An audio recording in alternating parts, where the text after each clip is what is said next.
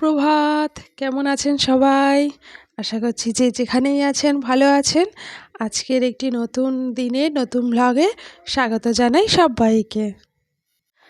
সকালবেলায় না এই ঝাঁটা হাতে ভ্লগ শুরু করতে সত্যিই ভালো লাগে না, কেমন যেন একটা লাগে। কিন্তু কি করব, আজকে তো আমার কাজের দিদি আসেনি, তাই আমাকেই সকালের এই ছোট্ট কাজটা আমাকেই করতে হচ্ছে। তার কারণ সকালবেলা একটু বাসি ঘরটা একটু ঝাড় দিয়ে নিলাম, পরে আস্তে আস্তে আর ভালো করে ঝাড় দিয়ে আবার একটু মোছামুছি করে নেবো। আর ওদিকে তো অর্কিত সকালবেলা গানে বসেছে, ও রোজ দিন সকালবেলাই গানে বসে। খুব রেয়ার যদি কোনো দিন ছাড় যায় বা কোনো অসুবিধা হয়, তা না হলে ও সকালবেলা গান করে, ব্যায়াম করে। আর আমরাও একটু একটু করে তার সাথে করে নিই।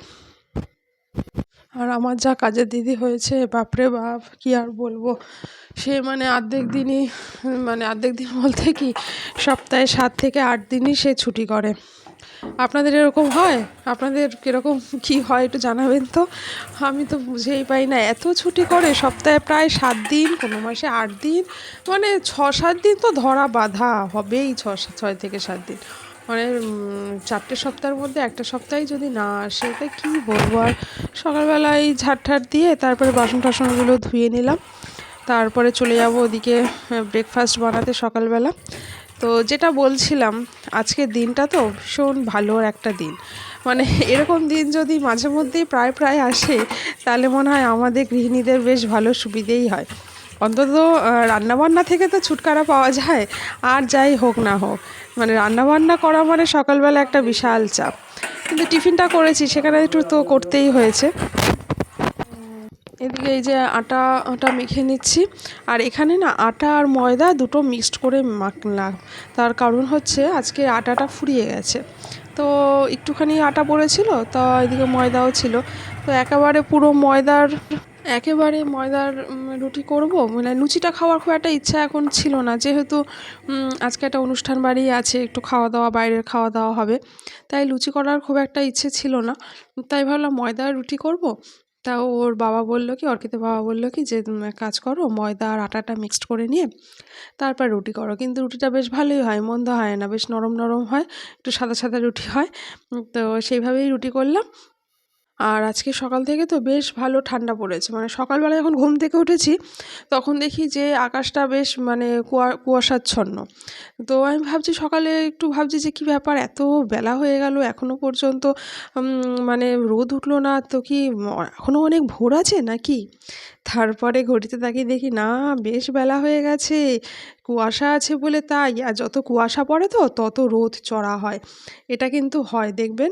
আর এই যে আমরা চলে এসেছি খাবার নিয়ে ছাদে, মানে ঘরে বেশ ঠান্ডা, মানে কাজকর্ম করলেও ঠান্ডা জল তো, ট্যাঙ্কির ঠান্ডা জল, আর এই জলে হাত ধুয়ে ধুয়ে কাজ করতে হচ্ছে।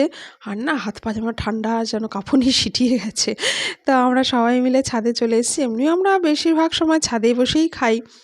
তো খাবারটা ছাদে নিয়ে চলে এসেছি। আর ওই যে বললাম, ভীষণ পরিমাণে কিন্তু চড়া রোদ, মানে সকালবেলা যে পরিমাণে কুয়াশা দেবে, রোদটা ততই চড়া হবে, এমন একটাই কিন্তু হয়। আর এই পিঠে রোদ দিয়ে বসেছি তো, বেশ বেশিক্ষণ কিন্তু বসা যাচ্ছে না। কিছুক্ষণ মানে খাওয়াটা মানে কমপ্লিটও করতে পারছি না, তার আগে কেমন পিঠটা কেমন পুড়ে যাচ্ছে, এমন একটা অবস্থা হচ্ছে। তাই যাই হোক, কিছু বসে টসে আমরা রোদ ঠোদ পুড়িয়ে নিয়ে স্নানে চলে যাব। কিছু কাজকর্ম আর আছে, যে কাজকর্মগুলো আছে, যেমন আর কিছু বাসন ধোয়া আছে, কিছু মানে পরিষ্কার আছে, ওগুলো করে ঠরে রেখে দিয়ে, সেগুলো আর ভিডিও করিনি।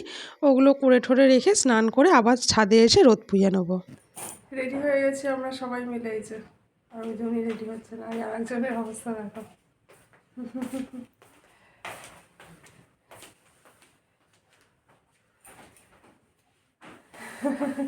এই যে অর্কিতের ড্রেস।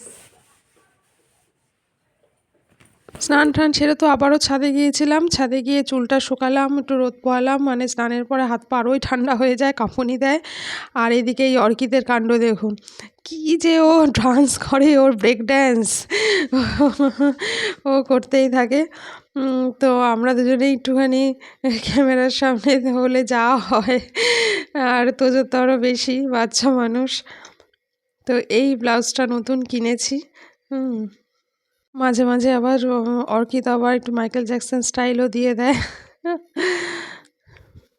যাবো একটু তাড়াতাড়ি ভেবেছিলাম, কিন্তু তাড়াতাড়ি আর হয়ে উঠলো না। কাজকর্ম সব কিছু সেরে আর শীতের বেলা স্নান টান করে একটু রোদে গিয়ে বসলাম, ওই করতে করতে না দেরি হয়ে গেল। যতটা তাড়াতাড়ি ভাবলাম ততটা তাড়াতাড়ি হয়ে উঠলো না। যাই হোক,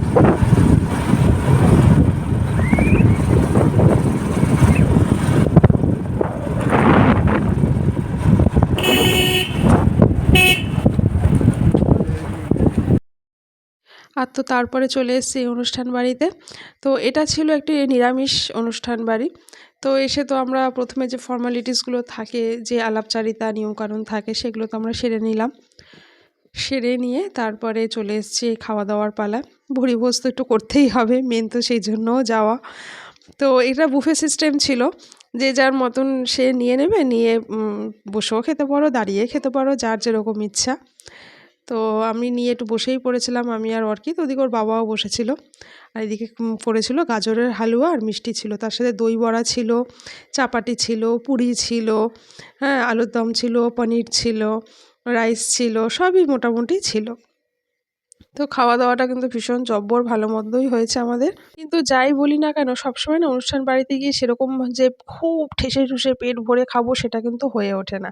মানে সবসময় হয় না, দেখবেন আমি অন্তত পারি না। তো এই হচ্ছে ব্যাপার। তো বেশি ভিডিও করতে পারলাম না, কারণ যেহেতু একটা অনুষ্ঠান বাড়ি আর অন্যের ব্যাপার, তো ওই জন্য আর বেশি ভিডিও করলাম না। তাহলে আজকের এখানেই আসছি। টাটা, সবাই ভালো থাকবেন, সুস্থ থাকবেন, আবারও দেখা হবে। টাটা।